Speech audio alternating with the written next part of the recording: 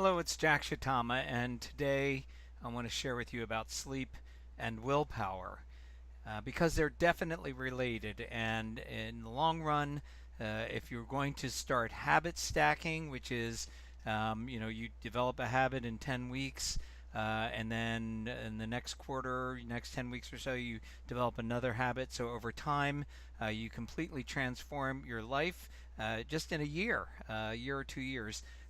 Then you want to have the maximum amount of willpower, and sleep and willpower are definitely related.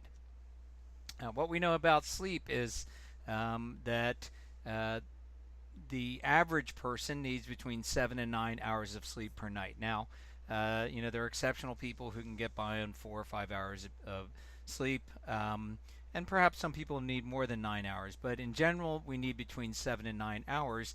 And if we don't, we are really sleep deprived. We're not going to be able to, um, uh, perform at our peak. And 2013 Gallup poll showed that 40% of Americans get less than 7 hours of sleep. I was one of those. I'm going to say up until probably 3 or 4 years ago, I was less than a 7 hour person, probably more like 6 hours a night. And I think I uh, believed in the myth that you just got to go as hard as you can all the time, and part of that was not wasting your time on sleep. But I can't believe how much better I feel now that I pretty much get 8 hours of sleep. I can get by on seven, but I prefer to get eight, and I am sharper, I'm more energetic, and I have more willpower. Science has shown that sleep deprived individuals are more likely to give in to impulses, are not able to focus as well, and exercise poor judgment. So, if you are trying to develop a habit, this is the period of time when you are focusing your effort. You're using your limited supply of willpower on developing a habit so that you won't have to think about it in the long run. It becomes automatic. But if you are sleep deprived, it's going to make it harder to actually develop that habit. And just a little side note on willpower.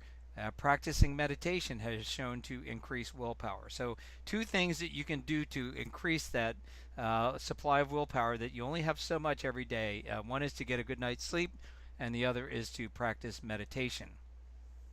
Now, here are some tips for getting a good night's sleep.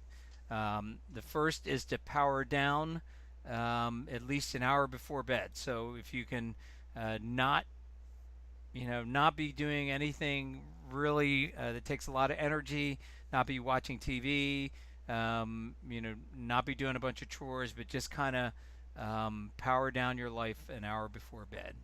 If you have back pain, use a leg pillow to support so you can sleep in a way that allows your back the least stress. Um, don't use screens. Screens have this blue light that actually that has been shown to keep you up in the middle of the night, and the sleep that you do have is less restful.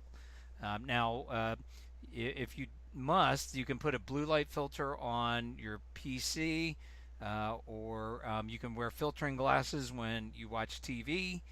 Just Google blue light filtering glasses. And then I know at least on Apple devices and on the Kindle, they have a blue light setting where you can have your phone go to a lower blue light setting. And I think I have mine set from 7 p.m. to 7 a.m. So if I'm looking at my phone, or if I'm reading my Kindle, I'm not getting any blue light.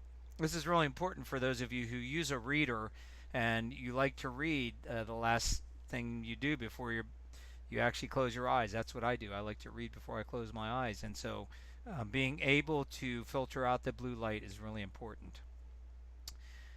If you can get into a routine where you go to bed and wake up within 30 minutes of the same time every day, it's going to help your body to get more restful sleep. And it's just allowing your body to be able to count on this rhythm of life, and you will actually start to wake up without an alarm if you're able to do that. And that's what's happened to me over time. So I try my target. is 9:30 bedtime. So I prefer to go to bed at 9, and if can go to bed at 8:30, that's even better. But my target's 9:30. But so that means if I can get to bed between 9 and 10, that's great. And my target wake up time is 5:30. And so if I could wake up between 5 and 6 every day, that's great too. So if I have those two targets, I'm gonna get around 8 hours of sleep every night. This one was really hard for me. Avoid caffeine at least 6 hours before bed.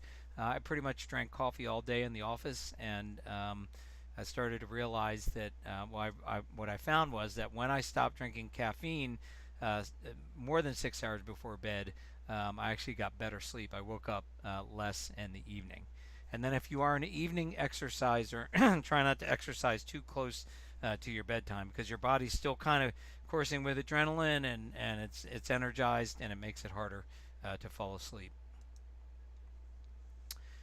Some other tips: eat light in the evening, and don't eat at least an hour before bed. So to the extent that you can eat earlier in the evening, well before you go to bed, it's going to help.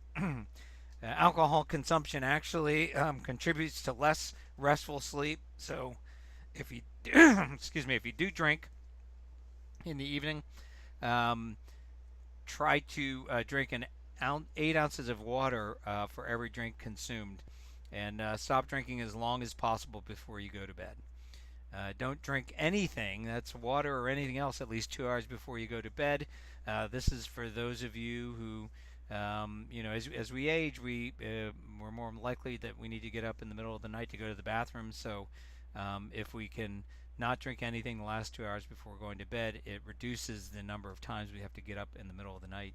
And then finally, dim the lights in your house 2 to 3 hours before bed. Now, these seem like obvious tips, but actually a lot of them were new to me. And I'm guessing with the number of people who are sleep deprived in our nation, some of them may be new to you too.